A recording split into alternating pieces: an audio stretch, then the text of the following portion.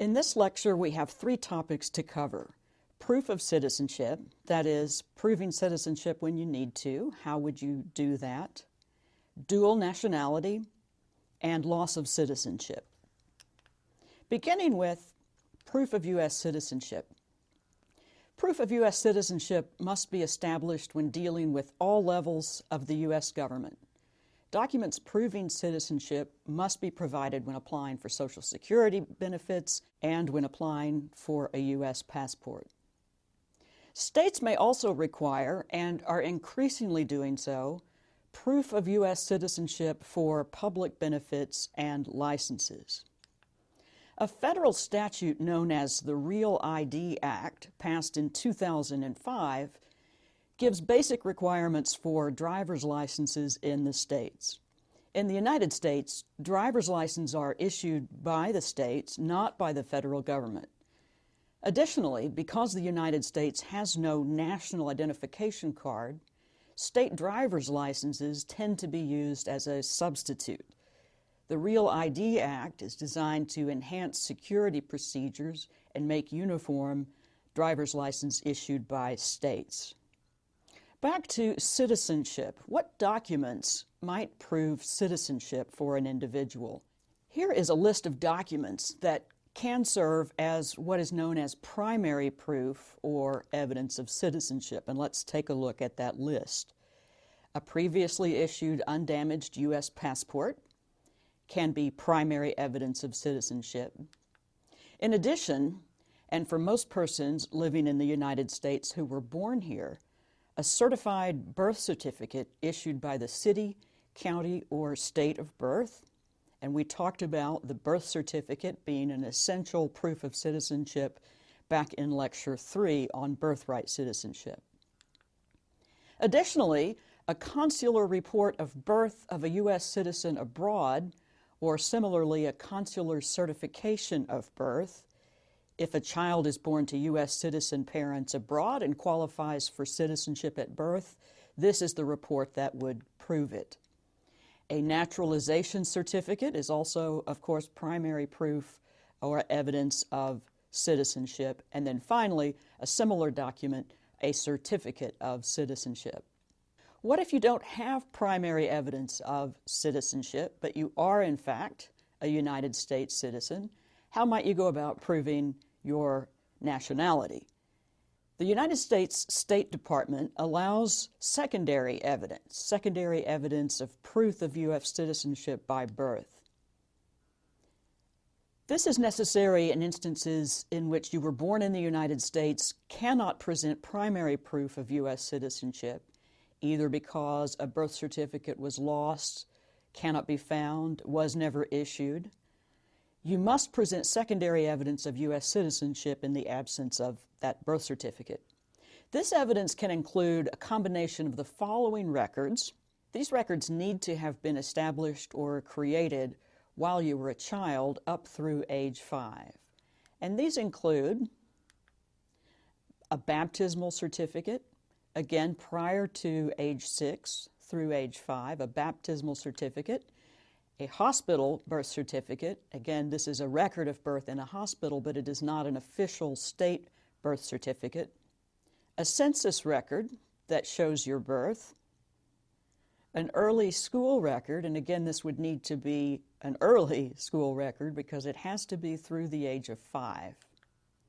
A family Bible record. There are instances in which notations in a family Bible have been used in combination with one of the above certificates or census record or an early school record to establish the fact of your birth within the territory of the United States.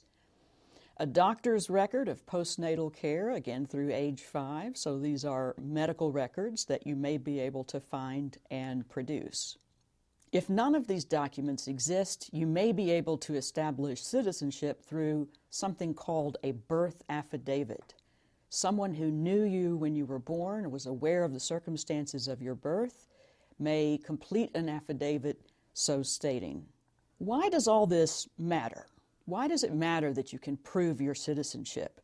Well, we already discussed benefits. In other words, Social Security is one example. obtaining a passport to allow you to travel outside of the country. Increasingly, state benefits are reserved for United States citizens and driver's licenses as well. But it's also important to prevent detention and deportation. U.S. citizens in surprising numbers have been detained and even deported because they could not prove their citizenship. Persons of Hispanic origin are particularly at risk, as well as persons of other ethnicities. Not surprisingly, to avoid this fate, it may be necessary to carry proof of your United States citizenship. In an article by Jackie Stevens published recently, it is listed as one of the alternate readings for this lecture. Professor Stevens documents numerous instances of detentions of United States citizens, as well as deportations of United States citizens who could not immediately prove their citizenship. A state driver's license does not prove one's citizenship. Let's move on to talk about dual nationality. Dual nationality is the formal possession of citizenship in at least two nations. In other words, the legal status of citizen applies to you in more than one country. The United States accommodates dual nationals in most instances. Dual nationals in the United States include naturalized citizens who retain citizenship in their home country, as well as United States citizens born abroad who may acquire both U.S. citizenship and citizenship in the country in which they were born, and also persons born in the United States who may claim the citizenship of their parents. Dual nationality by choice has long been disfavored in the United States, but laws have evolved in most instances to accommodate dual nationals. Dual nationality by choice is seen as a threat because of divided allegiance. We gave an example in an earlier lecture of birth tourism for Chinese women.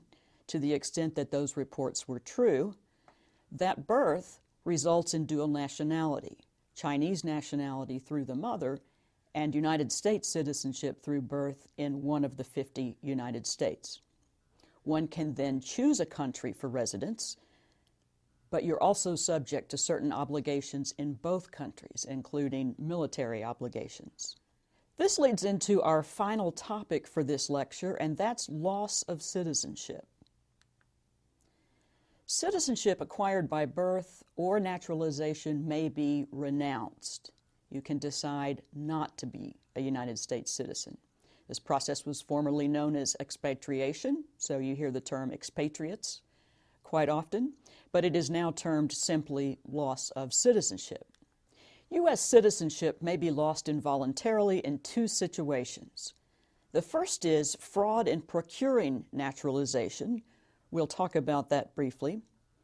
And then we'll follow that with the second way that U.S. citizenship may be lost involuntarily, and that is certain acts performed outside of the United States that evidence an intention to abandon United States citizenship.